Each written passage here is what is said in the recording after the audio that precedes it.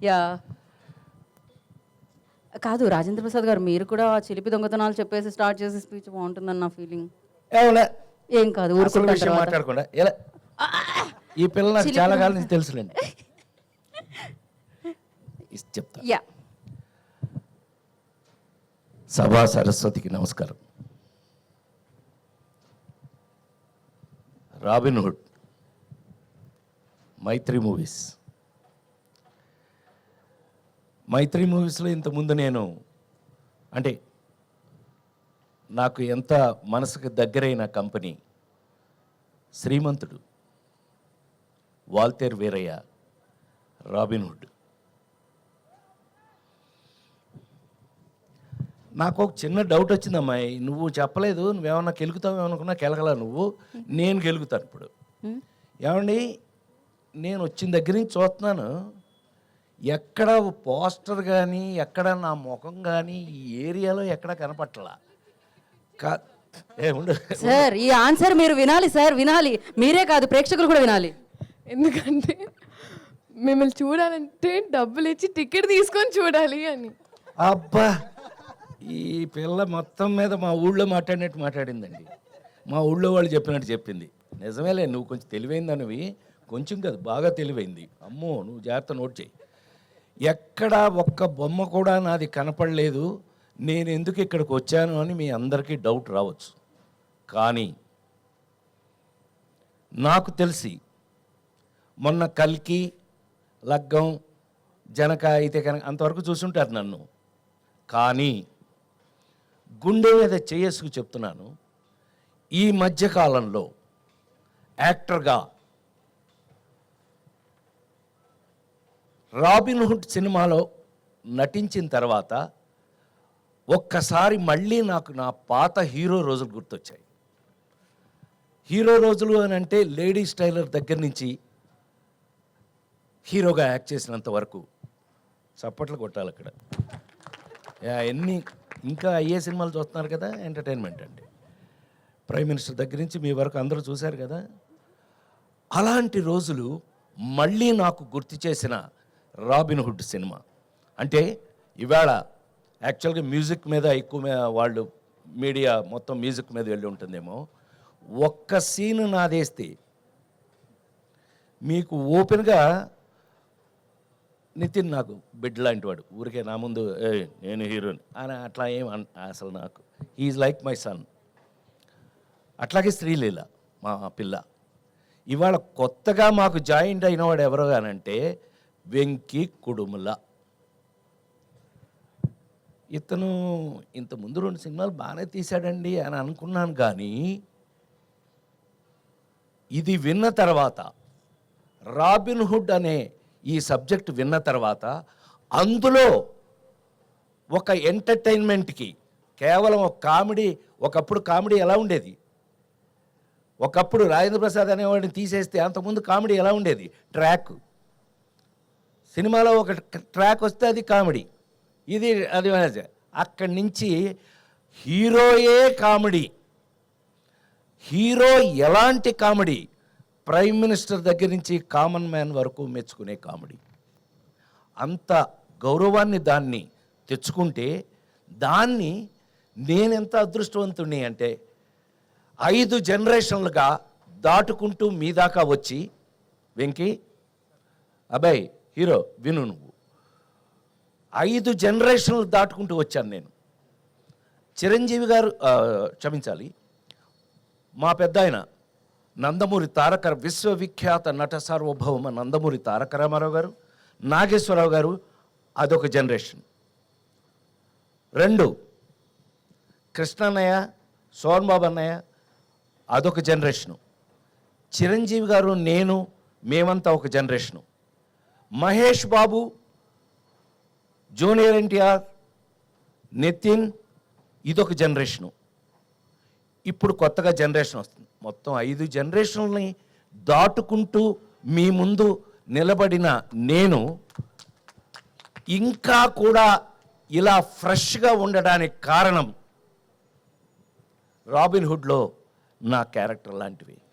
ఈ విషయాన్ని మీరు రేపు 28వ తారీఖున థియేటర్లో ఈ మధ్య థియేటర్లో కూర్చొని హాయిగా ఫ్యామిలీతో చూసుకునే సినిమాలు లేవనే కంప్లైంట్ దాటి ఒక అద్భుతమైన ఫుల్ ఎంటర్టైన్మెంట్ మీకు మంచి కథతో, నేను అదే చెప్పాను, రాబిన్ హుడ్ ఏంటండి దొంగ, రాబిన్ హుడ్ అంటే దొంగ కదండి, వాడు ఇంగ్లీష్ సినిమాల నుంచి దొంగ కదా. అవును, ఈ సినిమా ఈ కథ చూశాక మన ఇంట్లో కూడా రాబిన్ హుడ్ లాంటి దొంగ ఒకడు ఉంటే బాగుండు అనిపిస్తుంది మీ అందరికి. ఇది గ్యారంటీ. ఇది కేవలం నేను ఒక ఫంక్షన్లో మీ అందరికీ మీ ముందు మాట్లాడడానికి నేను చెప్పట్లేదు. 100% ఒక అద్భుతమైన కథతో ఎంటర్టైన్మెంట్ దాంట్లో మిక్స్ అవుతూ ఈ సినిమా చూసి బయటకు వచ్చేటప్పటికి మా హీరో చెప్పినట్టుగా మేము నలుగురమే గుర్తుంటామండి, లేదంటే సత్యంగా నేను నా పేరు మార్చి వేరే పేరు పెట్టుకుంటాను. అంత కాన్ఫిడెంట్గా, అంత ఎంజాయ్ చేస్తూ, నేను ఆ రోజుల్లో నాకు హీరోగా చేసిన రోజులు గుర్తొచ్చినాయి అంటానికి కారణం అది. ఆ రోజుల్లో ఇలాగే ప్రతి సీన్ని ఎంజాయ్ చేసి, ప్రాక్టీస్ చేసి, దాన్ని పర్ఫెక్ట్ చేసి యాక్ట్ చేయటం జరిగేది. ఈ రోజుకి ఇన్ని రోజుల తర్వాత మళ్ళీ నేను ఈ సినిమాని అలా చేయటం జరిగింది అని 100% గుండె మీద చేసుకు చెప్తున్నాను. అట్లాగే ఈ సినిమాలో మనకు ఉన్న అదృష్టం ఏంటంటే, మా నిర్మాత రవి చెప్పినట్టు అన్ని డిపార్ట్మెంట్స్లోనూ, మ్యూజికల్గా, టెక్నికల్గా, అన్ని డిపార్ట్మెంట్స్లోనూ అందరూ ఇష్టపడి చేశారు. నాకు అసలు ఇవాళ ఈ మధ్య చాలా కాలం అయిందమ్మా ఇంత ప్లెజెంట్ ఫంక్షన్, ఇంత ప్లెజెంట్గా ఉండటం ఈ మధ్యకాలం చాలా రోజులైంది. అసలు టు బి వెరీ ఫ్రాంక్, నువ్వు అన్నమాట 100% నిజం. ఇంత ప్లెజెంట్గా ఉంది, ఇంత పాజిటివ్ వైబ్రేషన్తో ఇవాళ జరుగుతున్నటువంటి ఈ ఫంక్షన్. నిజంగా మీరందరూ మా మీద ఎంత ప్రేమతో వచ్చారో మాకు తెలుసు. దయచేసి నోట్ చేసుకోండి, 28వ తారీఖు నుంచి, ఈ నెల 28వ తారీఖు నుంచి దయచేసి థియేటర్లోనే చూడండి. ఆ సెల్ ఫోన్లోనూ, ఆ ఇంట్లో టీవీల్లోనూ. ఎస్, సినిమా ఇంటికి వచ్చేసింది. ఎస్, సినిమా అనేది ఇంటికి వచ్చేసింది ఓటీటీ పేరు మీద, వేరే ఏ పేరు లేదా అయితే ఏమే, మొత్తం మీద సినిమా ఇంటికి వచ్చేసింది. కానీ నిజంగా థియేటర్లో కూర్చుని ఫ్యామిలీతో సహా చూడగలిగినటువంటి ఒక అద్భుతమైన సినిమా మనకు దొరికితే కనుక అంతకు మించిన ఎంటర్టైన్మెంట్ నాకు తెలిసి ప్రపంచంలోనే సినిమా అంటే అద్భుతమైన ఇంట్రెస్ట్ ఉన్నది ఇండియాలో, అందులోనూ మరి ముఖ్యంగా సౌత్ ఇండియాలోను, అందులో మరి ముఖ్యంగా తెలుగు వాళ్ళకి సినిమా అంటే ఎంత ఇష్టమో నాకు తెలుసు. నేను 48 సంవత్సరాలుగా సినిమాలో ఉన్నాను. నేను మీ అందరి ముందు ఈ రోజుకి నాకు ఇంత అద్భుతమైనటువంటి అవకాశం ఇచ్చిన నా కంపెనీ, నా మైత్రి మూవీస్. నేను శ్రీమంతుడికి మీకు విషయం తెలుసో లేదో అండి, శ్రీమంతుడి సినిమాకి జనరల్గా ఫ్యాన్స్ అందరూ ఇష్టపడతారు. అంటే నాకున్న అదృష్టం ఏంటంటే Chiranjeevi fans, Balakrishna fans, Nagarjuna fans, Venkatesh, అందరి ఫ్యాన్స్ నా ఫ్యాన్స్. అది నాకున్న అదృష్టం. ఎందుకనంటే అందరికీ కావాల్సింది బేసిక్గా ఎంటర్టైన్మెంట్కి మించిందే ఉందండి. టెన్షన్స్ అన్నీ జీవితంలో మనకు కావాల్సినవి ఉన్నాయి. అందుకని మరొకసారి మీ అందరి ముందు సవినయంగా నేను రాబిన్ హుడ్ సినిమాని 100% మీరు ఫ్యామిలీగా వెళ్ళి 28వ తారీఖు నుంచి థియేటర్లో, అద్భుతమైన థియేటర్లో ఆ ఫీల్ తోటి సినిమా చూడండి. మీకు ఎంజాయ్మెంట్, మీరు హాయిగా అనుకున్న ప్రతి ఐటము ఈ సినిమా లేకపోతే నేను దానికి బాధ్యుణ్ణి అని మరొకసారి మీ అందరి ముందు సవినయంగా మనవి చేస్తూ, నాకు ఇంత అద్భుతమైన అవకాశం ఇచ్చిన నా కంపెనీ, సరే నా మైత్రి మూవీస్ నా సొంత కంపెనీ చెప్పాను కదా శ్రీమంతుడికి, I should thank Venky Kudumula.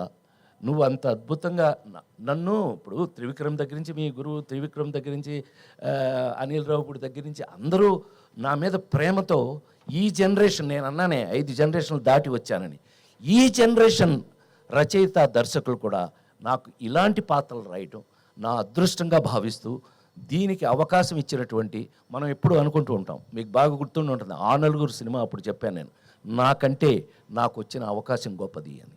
So ఇలాంటి అద్భుతమైన అవకాశం దొరికినందుకు మేము నిజంగానే, అంటే ఇవాళ ఎంటర్టైన్మెంట్లో ఛాలెంజ్ చేసి చెప్పడం కొంచెం కష్టంగానే ఉంది. ఎందుకంటే కామెడీ షేప్ కొంత మారుతూ వెళ్తుంది, కొంత బూతు ఆ టైప్లో వెళ్ళిపోతుంది. అలాంటి స్టేజ్లో మళ్ళీ మా హీరో చెప్పినట్టు ఒక అద్భుతమైన ఆర్గానిక్ కామెడీ అన్నాడు. అద్భుతమైన మాట అన్నావు, ఇది నేను ఎప్పుడు గుర్తుపెట్టుకుంటా. అద్భుతం, ఆర్గానిక్. మనకి ఆరోగ్యం కోసమే ఫుడ్డే ఆర్గానిక్ మారిపోయినప్పుడు, ఆ మందులే ఆర్గానిక్ మారిపోయినప్పుడు, మనం సినిమాని కూడా ఆర్గానిక్గా మార్చడానికి ప్రయత్నిస్తున్నందుకు, కనీసం అలాంటి ప్రయత్నం చేసినందుకు వెంకీ కుటుంబలకి నేను ఒక అద్భుతమైనటువంటి అప్రిషియేషన్ ఇస్తూ, నా తరఫున, అంటే కొంచెం సీనియర్ కాబట్టి నేను అప్రిషియేషన్ ఇస్తూ, ఈ సినిమాని దయచేసి థియేటర్లో మీరు చూడండి. మీకు ఏమాత్రం నచ్చినా మీరు మమ్మల్ని గుర్తు చేసుకోండి. అదే ఈ జన్మకి నాకు చాలు అని మరొకసారి మనవి చేస్తూ, ఈ అవకాశానికి మరొకసారి కృతజ్ఞతలు తెలియజేస్తూ, మీడియా వాళ్ళందరికీ నమస్కారం. Thank you. Thank you sir, thank you so much. దొంగతనం అన్నావు కదా, ఆగు, నేను మర్చిపోయాను అనుకున్నావా? నువ్వు ఎప్పటి నుంచి నాతో ఏమండి, నిజం చెప్పమంటారా అబద్ధం చెప్పమంటారా మహారాజా? నిజమే చెప్పవాయా అన్నాడండి మహారాజు. నిజమే చెప్పవాయ్ అని. మా నాన్నగారు స్కూల్ టీచర్ అండి, military school teacher. So school teacher అండి. ఎంత స్ట్రిక్ట్ అని అంటే, మీ అందరికీ చిన్న ఐడియా ఉండి ఉంటుంది. నేను ఎన్టీ రామారావు ఇంట్లో పుట్టాను. ఆ ఇంట్లో మేము అద్దెకుండేవాళ్ళం 24 సంవత్సరాలు, అక్కడే పుట్టాను నేను. సరే, అది మా నాన్న ఎంత స్ట్రిక్ట్ అని అంటే, హరికృష్ణ అల్లరి చేస్తే హరికృష్ణ కొట్టలేక మమ్మల్ని కొట్టేవాడండి ఆయన. నన్ను కొట్టారంటే నవ్వుతున్నావా నువ్వు, నీ సంగతి చూస్తానే వస్తున్నాలే బయటికి. అలాంటిది ఆయన ఎంత స్ట్రిక్ట్గా ఉంటాడండి. అలాంటిది ఏదన్నా ఎప్పుడన్నా బజార్కి వెళ్ళి ఆ శనగపప్పు ఉండలు అవి ఏమన్నా తిందామంటే డబ్బులు ఏం చేయాలి? మా నాన్నగారి జేబులోంచి 5 పైసలు కొట్టేశానండి.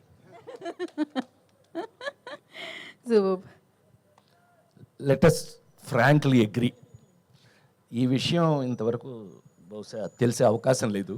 సో చిన్నప్పుడు అలాంటివి అసలు వీటికంటే మరి ముఖ్యంగా ఏంటంటే, మా ఇంట్లో 4 బ్రదర్స్ 2 సిస్టర్స్ అయితే అందరిలోనూ మా నాన్నగారి దగ్గర ఎక్కువ దెబ్బలు తింది నేనే.